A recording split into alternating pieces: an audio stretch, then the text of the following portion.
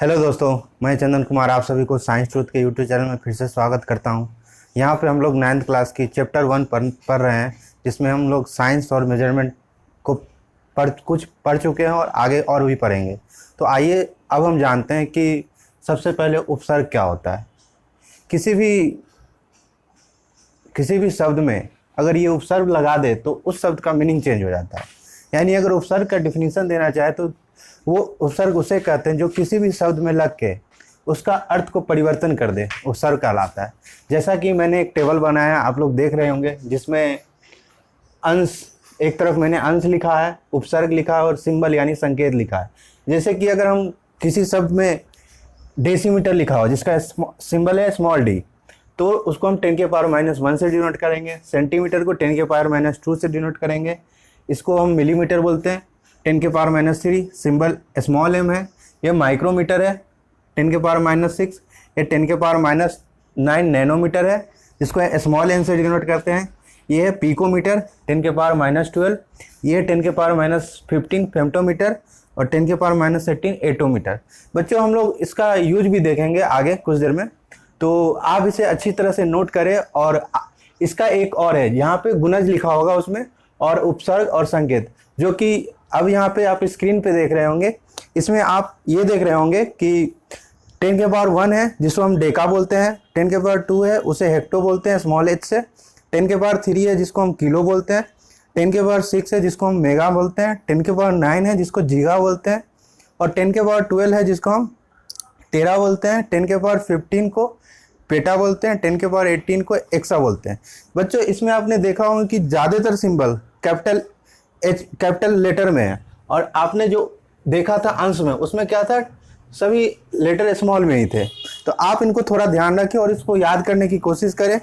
तो चलिए आगे हम लोग ये जानते हैं कि कुछ कन्वर्जन हम जानते हैं और उसका यूज करके हम बहुत सारा चीज़ निकालेंगे। चलिए आइए हम कुछ यूनिट का कन्वर्जन देखते हैं। मैं इसे मिटाता हूँ और फिर आप इसको देखिए अच्छी तरह से।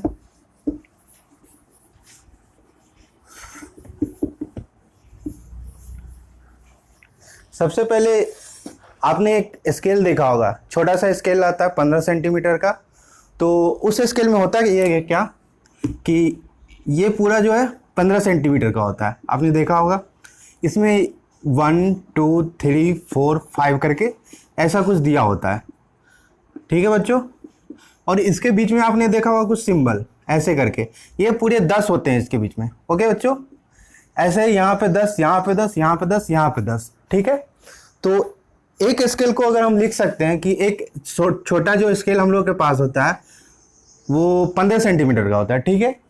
तो हम लोग पहले ये जानते हैं कि ये 1 सेंटीमीटर में ये 10 mm होता है, ठीक है बच्चों, 10 mm होता है। अगर हम मीटर का बात करें तो ये 15 सेंटीमीटर का होता है, ठीक है। स्केल हम लोग के पास अगर 100 सेंटीमीटर होगा बच्चों, 100 सेंटीमीटर यानी यहाँ से लेके अगर 100 सेंटीमीटर का कोई लेंथ का अपने पास स्केल है तो वो 1 मीटर होता है। यानी 1 मीटर बराबर 100 सेंटीमीटर, ठीक है बच्चों। और बात करें किलोमीटर का कन्वर्जन, तो 1 किलोमीटर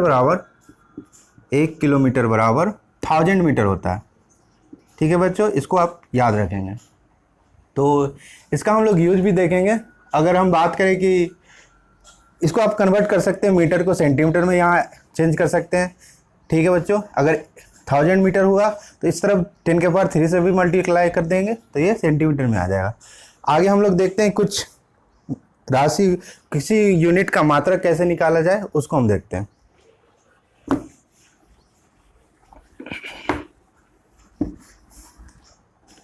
सबसे पहले हम लोग छोटी छोटी राशि लेते हैं जिनका हम यूनिट निकालते हैं, यानी मात्रक निकालते हैं। जैसे फर्स्ट आप ले लीजिए क्षेत्रफल यानी एरिया। अगर क्षेत्रफल किसी भी चीज़ का निकालना हो उसमें करते क्या है, लंबाई गुने चौड़ाई करते हैं, ठीक है बच्चों। तो लंबाई क्या है, ये देखिए, ये इसकी हो गई लंबाई ऐसे, तो ये लंबाई होगी पूरी बोर्ड की, ठीक है। तो ये लंबाई होगी, इसकी यूनिट क्या होगी, ये 1 मीटर का है, ठीक है। तो मीटर हो जाए इसका यूनिट, यानी मीटर, स्मॉल m से डिनोट कर रहे हैं। चौड़ाई क्या हुआ है, चौड़ाई ये जो आप देख रहे हैं ये चौड़ाई है, तो ये भी चौड़ाई, ये 90 सेंटीमीटर है। ठीक है बच्चों, तो अगर हम इसको मीटर, तो सेंटीमीटर को मीटर में भी चेंज करते हैं, यानी इसका यूनिट मीटर हो सकता है। ठीक है, मीटर। तो इन दोनों को जब मल्टीप्लाई करेंगे यानी मीटर स्क्वायर हो गया। तो क्षेत्रफल का जो यूनिट होता है, ठीक है बच्चों, क्षेत्रफल को हम ऐसे भी डिनोट कर देते हैं, क्षेत्रफल को ऐसे ऐसे लिख दें। ठीक है, क्षेत्रफल, क्षेत्रफल बराबर मीटर स्क्वायर। ये किस में है, ये एसआई यूनिट है इसका, एसआई यूनिट। ठीक है बच्चों, अगर हम सीजीएस में बात करें, सीजीएस, सीजीएस जैसे कि मैंने बताया था, सी से सेंटीमीटर, जी से ग्राम, एस से सेकेंड, यानी लंबाई जो है सेंटीमीटर में मेजर होगा, चौड़ाई भी किस में होगा, सेंटीमीटर में, यानी इसका यूनिट जो होगा वो क्या होगा, सेंटीमीटर स्क्वायर। ठीक है बच्चों, अगर एफपीएस में बात करें, एफपीएस यानी फुट पाउंड सेकेंड। ठीक है बच्चों, तो इसमें क्या होगा, लंबाई को हमको फुट में मेजर करना होगा, चौड़ाई को भी फुट में मीटर, यानी फुट स्क्वायर हो जाएगा। ठीक है, तो हम लोग ने क्षेत्रफल के बारे में देखा, ऐसा ही हम लोग आयतन के बारे में यानी वॉल्यूम के बारे में देखते हैं।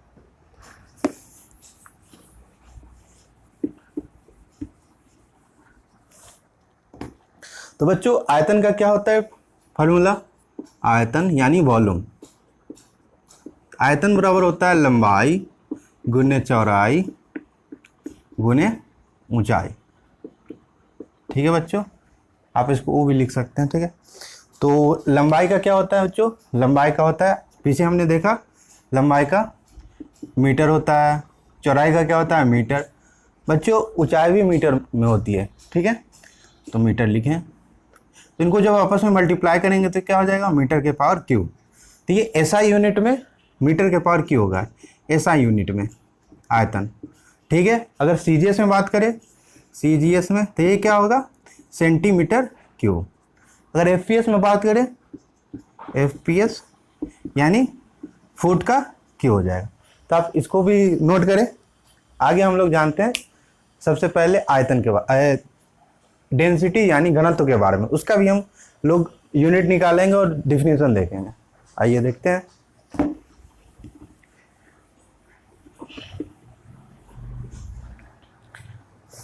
बच्चों घनत्व क्या होता है, घनत्व बच्चों किसी वस्तु का जितना भी वो स्पेस लिया है, यानी द्रव्यमान पर यूनिट आयतन, मास पर यूनिट वॉल्यूम को हम लोग घनत्व कहते हैं। किसी वस्तु का अगर घनत्व ज़्यादा है यानी उसका मास ज़्यादा होगा। आइए डिफिनीशन हम लोग लिखते हैं और आप भी नोट कीजिए उसको। घनत्व, घनत्व यानी डेंसिटी, डेंसिटी, डेंसिटी बराबर द्रव्यमान, द्रव्यमान अपॉन आयतन, आयतन। ठीक है बच्चों, यानी मास पर यूनिट वॉल्यूम। ठीक है, इसको बच्चों हम लोग रो से डिनोट करते हैं, ग्रीक लेटर है ये, इसको ऐसे लिख देंगे आप रो। ठीक है, अगर किसी वस्तु का द्रव्यमान ज़्यादा होगा यानी घनत्व ज़्यादा होगा, अगर ये ज़्यादा है तो ये भी ज़्यादा होगा।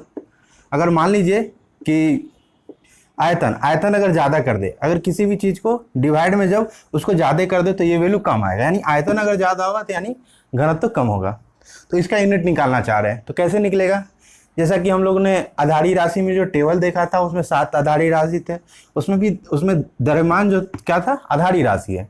तो द्रव्यमान का जो यूनिट होता है क्या होता है, केजी। ठीक है बच्चों, केजी, ये स्मॉल के है। ठीक है बच्चों, मैंने कुछ ध्यान रखने वाली बातें बताई थी कि केल्विन के लिए कैपिटल के यूज करते हैं और जब द्रव्यमान में केजी लिखते हैं तो स्मॉल के लिखते हैं। ठीक है बच्चों, तो आप इसको ध्यान रखेंगे। और आयतन का क्या होता है, आयतन अभी पीछे हम लोगों ने देखा कि मीटर क्यू में मेजर करते हैं। ठीक है, तो केजी पर मीटर क्यू एक इसमें यूनिट है बच्चों, तो ये एसआई यूनिट है, एसआई यूनिट। ठीक है, अगर हम इसकी बात करें सीजीएस यूनिट, सीजीएस, सीजीएस में क्या होगा, सीजीएस में देखिए बच्चों कि ये सी डिनोट करता है सेंटीमीटर को, जी ग्राम को, एस सेकेंड को। तो यहाँ पे जो ये लंबाई में मेजर होता है, ये द्रव्यमान में मेजर होता है बच्चों, द्रव्यमान में, ये समय का है। तो द्रव्यमान यहाँ पे क्या होगा, ग्राम में हो जाएगा, और मीटर क्यूब की जगह क्या होगा, सेंटीमीटर क्यूब, तो ग्राम पर सेंटीमीटर क्यूब। आइए कुछ देखते हैं कि रिलेशन केजी को कैसे ग्राम में कन्वर्जन किया जाए, इसको देखते हैं।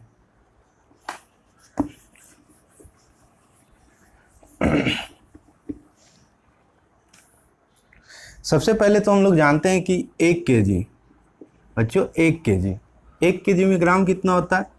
1000 ग्राम। ठीक है बच्चों, तो आप इसको कन्वर्जन कर सकते हैं, जैसे हाफ के जी होगा तो हाफ के जी बराबर क्या हो सकता है? हाफ के जी, इसमें भी 2 से डिवाइड कर देंगे यानी 500 ग्राम। ठीक है बच्चों, तो ऐसे आप नोट करें। तो आइए हम घनत्व का घनत्व केजी पर मीटर क्यूब में उसका यूनिट था, और एसआई में और सीजीएस में क्या था?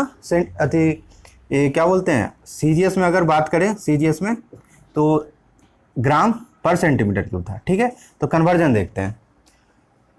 तो कन्वर्जन 1 kg पर मीटर क्यूब को ग्राम में अगर कन्वर्जन करें तो 1 kg बराबर कितना ग्राम? 1000 ग्राम बच्चों, 1000 ग्राम। और 1 मीटर क्यूब, 1 मीटर में मैंने बताया था आपको कि 1 मीटर बराबर होता है 100 सेंटीमीटर। 100 सेंटीमीटर यानी 10⁻²। देखो बच्चों ये 2 जीरो है, ठीक है ना, तो आप इसको ऐसे भी लिख सकते हैं 10⁻² सेंटीमीटर। ठीक है, तो यहाँ पे क्या हो जाएगा? 10⁻², और इसको 3 पावर में हो जाएगा। क्यों? क्योंकि 1 मीटर बराबर 10⁻² सेंटीमीटर होता है। ठीक है बच्चों, इसको पावर में लिखेंगे तो ये सेंटीमीटर क्यों हो गया मीटर को। अब इसको सोल्व करेंगे, ये क्या है? 10⁻³ और ये क्या है? ये बच्चों ये आपस में मल्टीप्लाई हो जाते हैं पावर। ठीक है, 10⁻6 ग्राम, इसको जी सिर्फ लिख दें। ठीक है, ग्राम पर सेंटीमीटर क्यूब। ठीक है, इसको जी हम ग्राम लिख दें, ग्राम। ठीक है बच्चों, तो ये पावर जब ऊपर जाएगा तो ये 10⁻6 नीचे पॉजिटिव में तो ऊपर जाके माइनस हो जाता है, यानी 10⁻³ गुने 10⁻⁻6। ठीक है, ग्राम पर सेंटीमीटर क्यूब। ठीक है बच्चों, ये एम हटा देना क्योंकि ये ग्राम मीटर हो जाता है। सॉरी मैंने ये गलत लिख दिया, ये ग्राम मीटर हो जाता है अगर आप ऐसे लिखते हैं तो। ठीक है, तो आप इसको थोड़ा सा ध्यान रखेंगे, ये रूल में भी मैंने थोड़ा बताया, मिस्टेक से ये गलती हो गई। ठीक है, तो ऐसे हो जाएगा। तो जब इसको सॉल्व करेंगे तो ये क्या हो जाएगा? 10⁻³ ग्राम पर सेंटीमीटर क्यूब। आप इसको ये वाले को यहाँ लिख दीजिए, 1 kg बराबर 1 kg पर मीटर क्यूब बराबर इतना होता है। आप इसको अच्छे तरीके से ऐसे करके याद रखेंगे। चलिए और भी हम लोग यूनिट निकालने का सीखते हैं।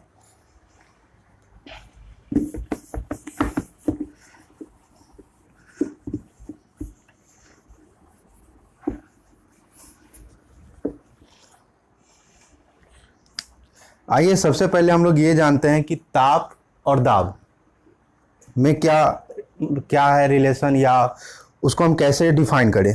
ताप क्या होता है? तो बच्चों ताप जो है वो ऊष्मा का ही रूप है। तो हम लोग ताप को मेजरमेंट कैसे करते हैं? ताप का मेजरमेंट आपने देखा होगा कि थर्मामीटर से होता है। बहुत सारे तरीके से थर्मामीटर को बनाया भी जाता है। उसमें जो अंदर में जो लिक्विड भरा रहता है वो अलग अलग होता है, अल्कोहल होता है, मरकरी होता है।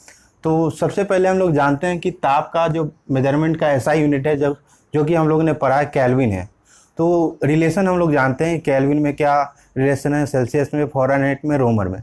तो बच्चों ताप को जो हम 4 तरह के यूनिट में मेज़र करते हैं। ठीक है, ताप का मापन। ठीक है बच्चों, तो ताप का मापन क्या होता है? पहला तो होता है सेल्सियस में। ठीक है बच्चों, दूसरा क्या होता है? दूसरा होता है आपका केल्विन में। तीसरा होता है रोमर में, और चौथा जो होता है फ़ारेनहाइट में। हाइट में। ठीक है बच्चों, फ़ारेनहाइट में। ठीक है, तो हम लोग सेल्सियस, केल्विन, रोमर और फ़ारेनहाइट के बारे में जानते हैं। बच्चों आप ये ध्यान रखें कि ताप का जो एसआई यूनिट होता है वो केल्विन होता है। ठीक है, तो सेल्सियस और केल्विन का मैं बताता हूँ रिलेशन। अगर 0 डिग्री सेल्सियस हो, 0 डिग्री सेल्सियस बराबर होता है 273.15 केल्विन। इसको अप्रॉक्स में बच्चों 273.15 केल्विन को हम लोग 273 केल्विन लिखते हैं, 273 केल्विन। ठीक है, तो इस दोनों में आ गया रिलेशन। अब हम देखते हैं कि फ़ारेनहाइट और सेल्सियस में क्या रिलेशन है। ठीक है बच्चों, तो फ़ारेनहाइट बराबर होता है 8C प्लस 32। ठीक है, आप इसको याद रखें और इसको भी याद रखें।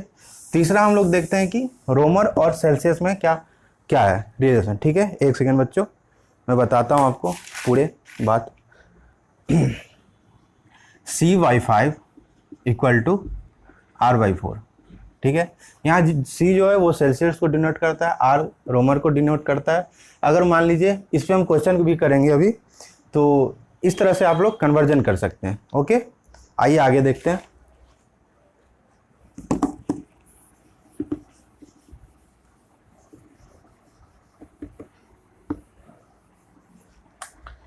अगर हमको कन्वर्ज करना होगा 300 केल्विन, 300 केल्विन को रोमर 300 केल्विन को सेल्सियस में कन्वर्ट करना होगा, तो सबसे पहले हम लोग क्या लिखेंगे,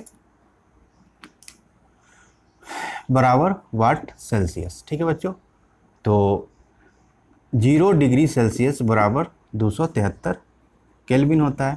तो आप लोगों ने देखा कि इससे कितना ज़्यादा है, ये 300 है, यानी इसमें हम लोग क्या करेंगे, केल्विन से अगर सेल्सियस में कन्वर्ट करना होगा, यानी 300 केल्विन बराबर कितना सेल्सियस, तो आप क्या करेंगे, सेल्सियस में चेंज करने के लिए यहाँ पे 300 को 273 में घटा देंगे। ठीक है, तो क्या होगा, 300 माइनस 273, इसको घटाएंगे जब आप, तो ये 10 हो जाता है, यानी ये 7, ठीक है, ये 2, ये 27 डिग्री सेल्सियस हो जाता है।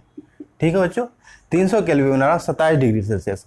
अगर केल्विन से सेल्सियस में अगर कन्वर्जन करना होगा तो केल्विन को 273 में घटा दीजिएगा। ठीक है बच्चों, अब हम लोग जानते हैं कि सेल्सियस से केल्विन में कैसे कन्वर्जन करना होता है। अगर आपको दे दे कि बताइए कि 100 डिग्री सेल्सियस, 100 डिग्री सेल्सियस बराबर वाट केल्विन, वाट केल्विन, तो हम लोग ने देखा कि 0 डिग्री सेल्सियस बराबर 273 केल्विन, यानी ये 0 से 100 हुआ, यानी 100 बढ़ा है। तो हम लोग क्या करेंगे, यहाँ पे 100 बढ़ा के केल्विन में लिख देंगे, यानी 100 डिग्री सेल्सियस बराबर, केल्विन में जब चेंज करना होगा तो ऐड कर देंगे, सेल्सियस से केल्विन में चेंज करना होगा तो ऐड करेंगे। ठीक है बच्चों, तो यहाँ पे 273 प्लस 100 करेंगे, तो ये क्या हो जाएगा, 373 केल्विन। ठीक है, तो आप इसे नोट करें, और मैं एक और क्लास लूँगा इसका आखिरी पूरा ओवरव्यू करने के लिए, जिसमें हम 7-8 क्वेश्चन भी देखेंगे पूरे अच्छे तरीके से और उसको डील करेंगे। आइए हम उष्मा के बारे में बात करते हैं थोड़ी।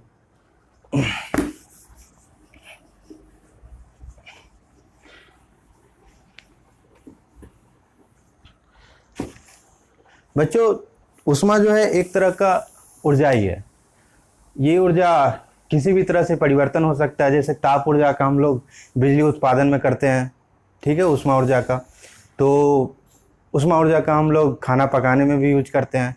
तो उष्मा भी एक तरह का एनर्जी है, तो इसका मात्रक जूल होता है। हम लोग पढ़ेंगे उष्मा के बारे में अच्छी तरीके से, ऊर्जा के बारे में अच्छी तरीके से। तो उष्मा की मात्रक जूल होता है।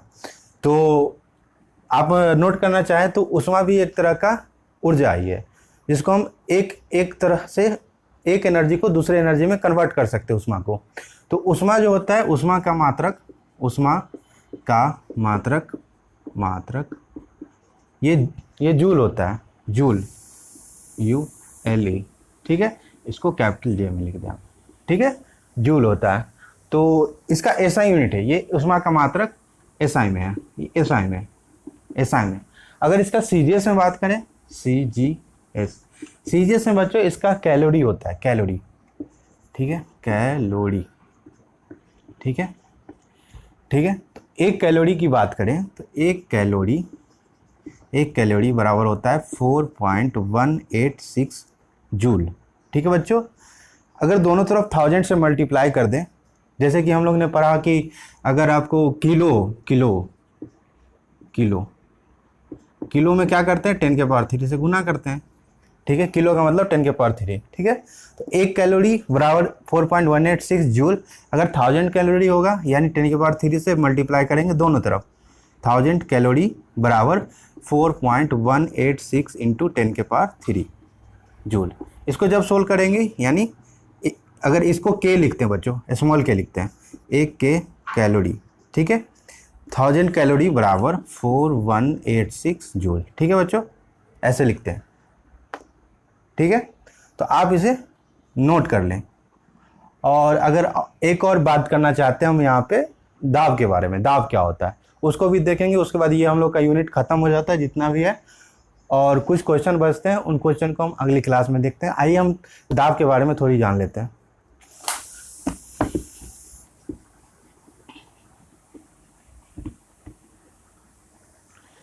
दाब क्या होता है, तो आपने घर में सिलेंडर देखा होगा। उस सिलेंडर में होता है क्या कि उसमें गैस भरी होती है, सीएनजी गैस भरी रहती है। तो गैस में जो गैस के पार्टिकल रहते हैं वो उसके सरफेस पे स्ट्राइक करते रहते हैं। स्ट्राइक करने की वजह से वो मतलब फोर्स जनरेट करते हैं उस सरफेस पे। तो फोर्स जो होता है उस सरफेस पे जनरेट होने के कारण प्रेशर डेवलप हो जाता है। यानी प्रेशर जो होता है वो फोर्स पर यूनिट एरिया होता है। यानी बात करें दाब की, तो दाब बराबर बल अपन क्षेत्रफल होता है। ठीक है बच्चों, बल अपन क्षेत्रफल होता है। यानी प्रति एकांक क्षेत्रफल पर लगने वाले बल को हम दाब करते हैं। आप इसको नोट करें, फिर से मैं बोलता हूं कि प्रति एकांक क्षेत्रफल पे लगने वाले बल को दाब करते हैं। ठीक है बच्चों, इसको इंग्लिश में प्रेशर बोलते हैं, इसको इंग्लिश में फोर्स बोलते हैं, इसको एरिया। तो बल इसका हम एसआई यूनिट वगैरह निकालते हैं। ठीक है बच्चों, एसआई यूनिट। ठीक है, तो आप पढ़ेंगे आगे जाके बल क्या होता है। तो बल का जो यूनिट होता है एसआई में वो न्यूटन होता है, न्यूटन। और क्षेत्रफल का हम लोग ने पीछे देखा कि मीटर स्क्वायर होता है, तो न्यूटन पर मीटर स्क्वायर। ठीक है बच्चों, इसको हम लोग पास्कल भी बोलते हैं बच्चों, पास्कल। ठीक है बच्चों, अब हम लोग ये जानते हैं कि आप लोग ने सुना होगा एटमॉस्फेरिक प्रेशर, वायुमंडलीय दाब। तो वायुमंडलीय दाब क्या होता है बच्चों, हम लोग जहाँ रहते हैं वहाँ पे वायुमंडलीय दाब लगती है। ठीक है, और वो वायुमंडलीय दाब हवा के कारण चेंज होते रहता है। ठीक है, हवा अगर ज़्यादा हम लोग प्रेशर लगा रही है तो दाब ज़्यादा होता है। ठीक है, तो हम लोग वायुमंडलीय दाब को मेजर करते हैं समुद्र की सतह से। समुद्र की सतह पे वायुमंडलीय दाब एक एटीएम कहा जाता है। एक एटीएम मतलब एक एटमॉस्फेरिक प्रेशर। ठीक है, तो एक एटीएम बराबर होता है लगभग 1.01 इंटू 10 के पावर 5 पास्कल। ठीक है बच्चों, पास्कल या न्यूटन पर मीटर स्क्वायर। अगर इसको, ठीक है, इतना होता है बच्चों। अब हम लोग ने ये सब भी जान लिया, तो आइए हम लोग अगली क्लास में इसके कुछ क्वेश्चन करेंगे और उनको डिटेल में समझेंगे। अगर बच्चों आपको ये क्लास अच्छी लगे तो ज़रूर सब्सक्राइब करिए और दोस्तों की बताइए कि सर ने एक अच्छी क्लास स्टार्ट की जहाँ पे फिजिक्स चल रहा है। चलिए, धन्यवाद आपका।